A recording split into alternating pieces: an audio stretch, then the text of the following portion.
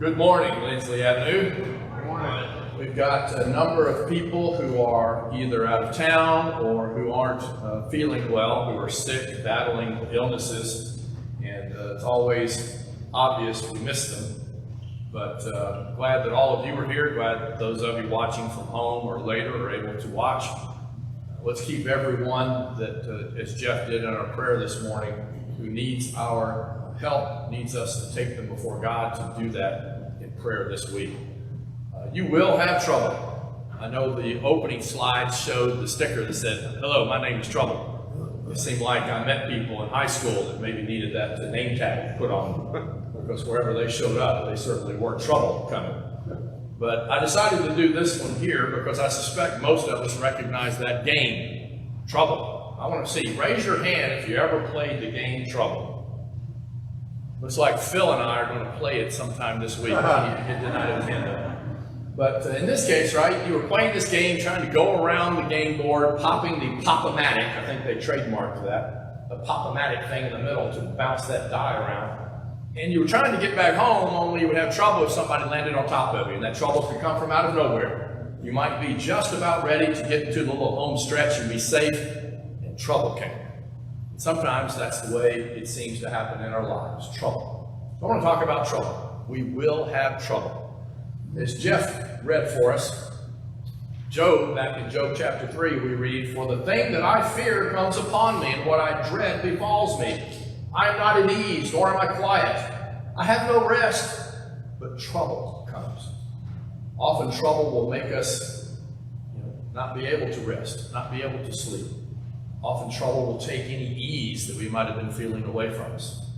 One common aspect of our lives is trouble. We all have it at some point, and it's been that way for a long, long time. I don't have any idea, none of us really do, when the book of Job was written, but it was a long, long time ago.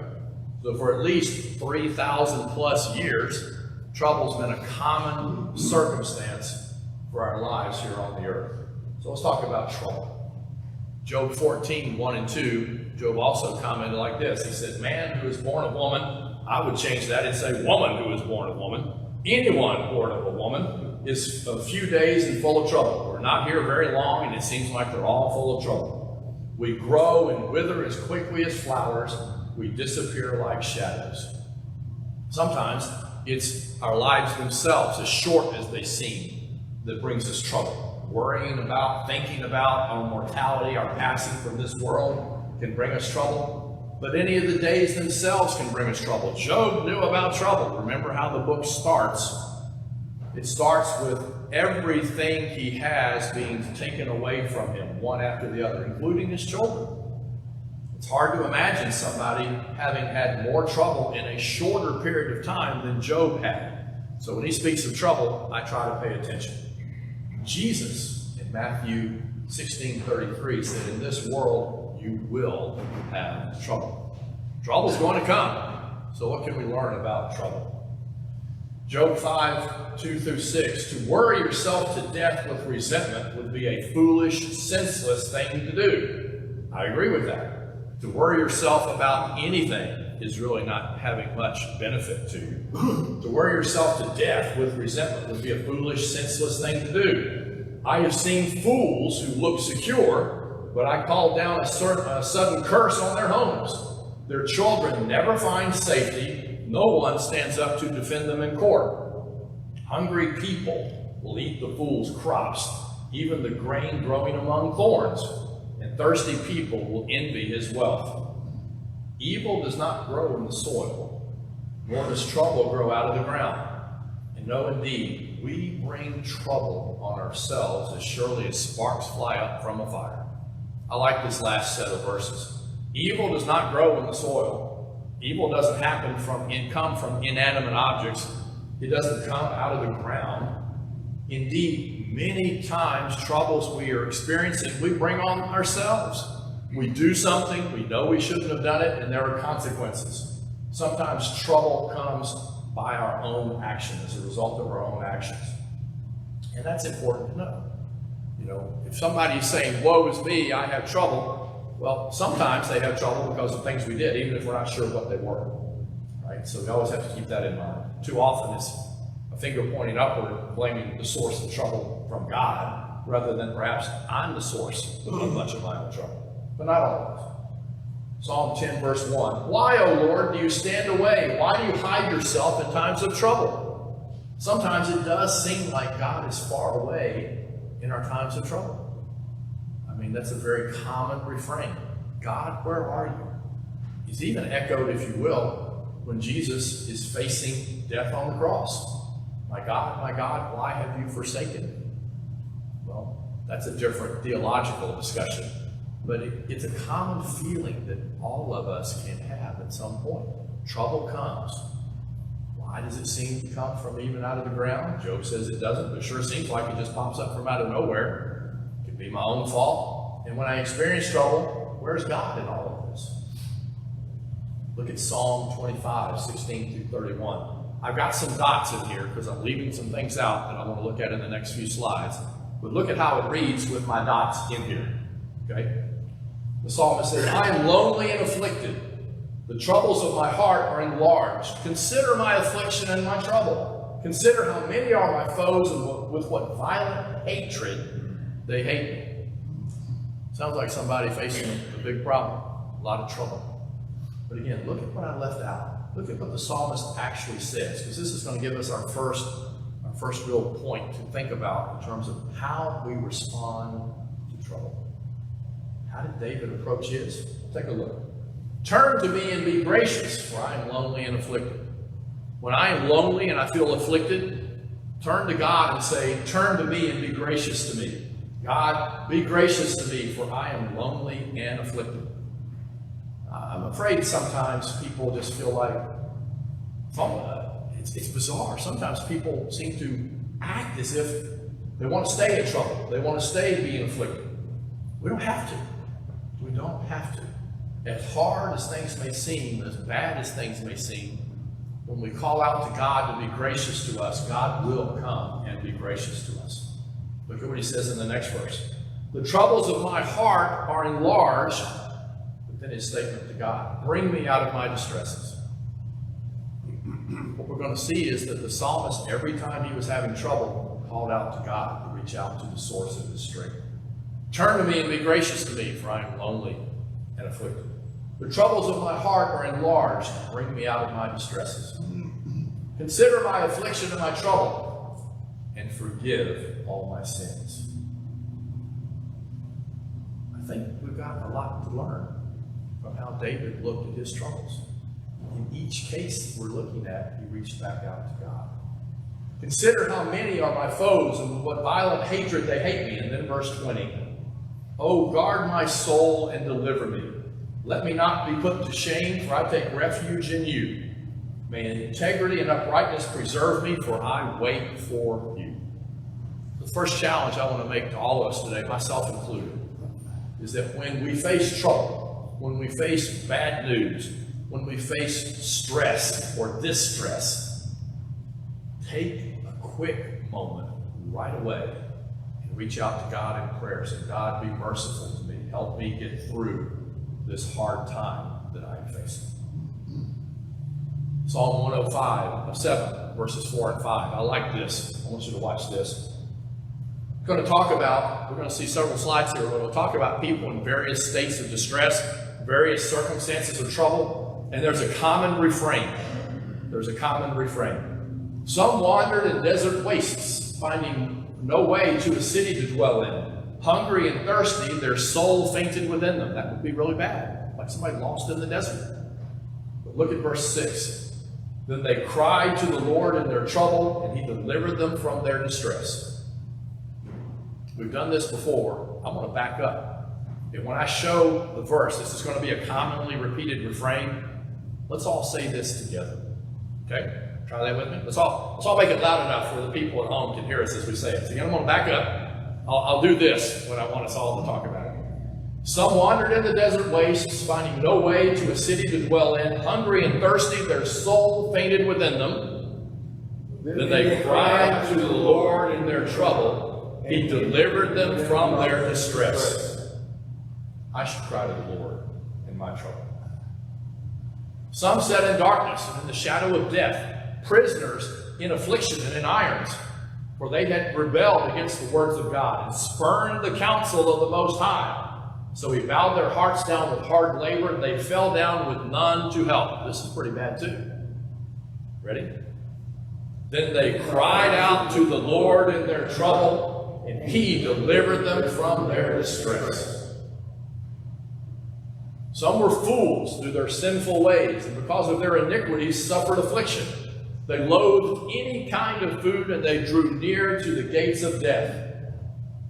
Then they cried out to the Lord in their trouble, and he delivered them from their distress. Some went down to the sea in ships, doing business on the great waters. They saw the deeds of the Lord, his wondrous works in the deep. For he commanded and raised the stormy wind, which lifted up the waves of the sea.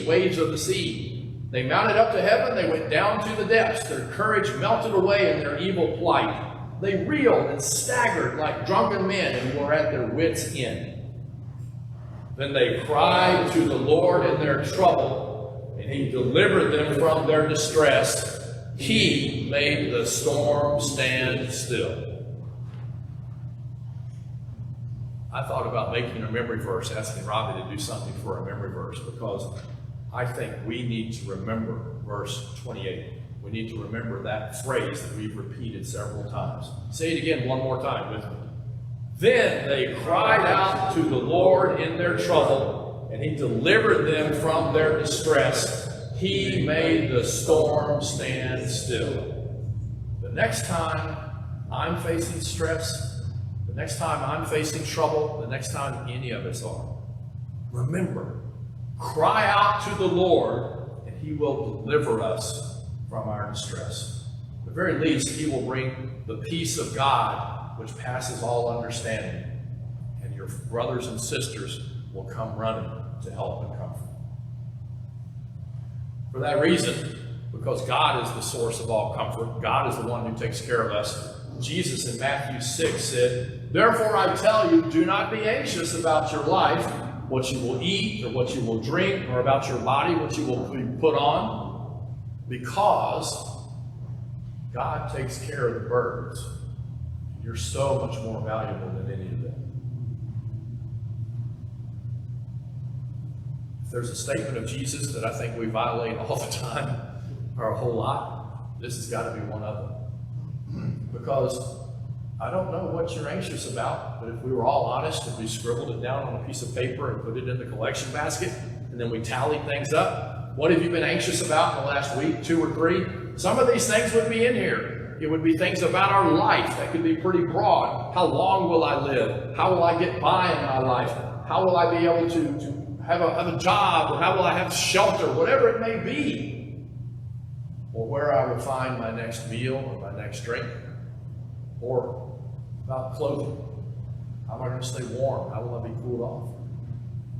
Don't be anxious about those things, because we are so much more valued than the birds or the lilies of the field. We need to remember what is said here in Nahum chapter 1, verse 7. The Lord is good, a stronghold in the day of trouble. He knows those who take refuge in him. Look at that again. The Lord is good. Absolutely, the Lord is good. He is a stronghold in the day of trouble. A stronghold is where you run when things are going bad. In all the old westerns, it was the fort, right? Everybody's running. You see the stagecoach, you see the horses. They're all trying to get inside the fort because trouble was coming. God is our refuge in the day of trouble. And when we take refuge in God, when we seek God as the source of our comfort, the source of our strength, he knows you. He knows me. I'd never noticed this verse from Nahum. We don't read out of Nahum all that often. What a wonderful verse. The Lord is good. Do you notice this in what Jesus said? We put this up earlier. It's from Matthew chapter 16. He said, in this world you will have trouble. Did you notice how he actually phrased that? In this world. This world you will have trouble. But take courage. I have overcome the world, Jesus said. Remember, this world is temporary. is. I don't know too many 200-year-old people. I really don't. It is in this world that we will have trouble. This world. That doesn't make any sense if in the next world we're going to have trouble as well. In this world you'll have trouble. The strong statement, implication here from Jesus is, and in the next you won't. In the next world, God will wipe away all tears. There won't be any sorrows. It's in this world that we have trouble. Hang on, Jesus says. Take courage, because I have overcome the world. So my question this morning, a little short, but it's all right. Are you headed home to be with God? If you're not, your troubles are just going to stay right where they are. Be like a storm cloud that hovers over your head wherever you walk. Because your troubles are going to continue. They will not go away. The only way to get rid of troubles is to be looking ahead to the next world, going home to live with God. Christians have troubles. We have troubles here at Lindsley Avenue. We have problems here at Lindsley Avenue. We've seen that all year. We've seen it recently. We've seen it even further into the past. Becoming a Christian doesn't mean your troubles go away. It means we know how to handle them, because we will cry out to the Lord in our distress. If you're a Christian and you've been facing troubles and you just need to cry out to the Lord in your distress, we can do that together if you want us to pray with you and for you, because we all have troubles. We all need to cry out to the Lord in our distress. If you're here this morning and you're not a member of God's family, that's the first step in getting rid of your troubles, because that will leave the trouble of sin, the problem of sin and the penalty for sin behind. If you come to Jesus believing that He is the one through whom forgiveness of sins is granted, commit yourself to turning away from living for yourself and living for God, and then to be immersed in water so that the old you can die in that grave of water and be raised to walk a completely new person. If there's any way we can help you, please come as we stand and sing.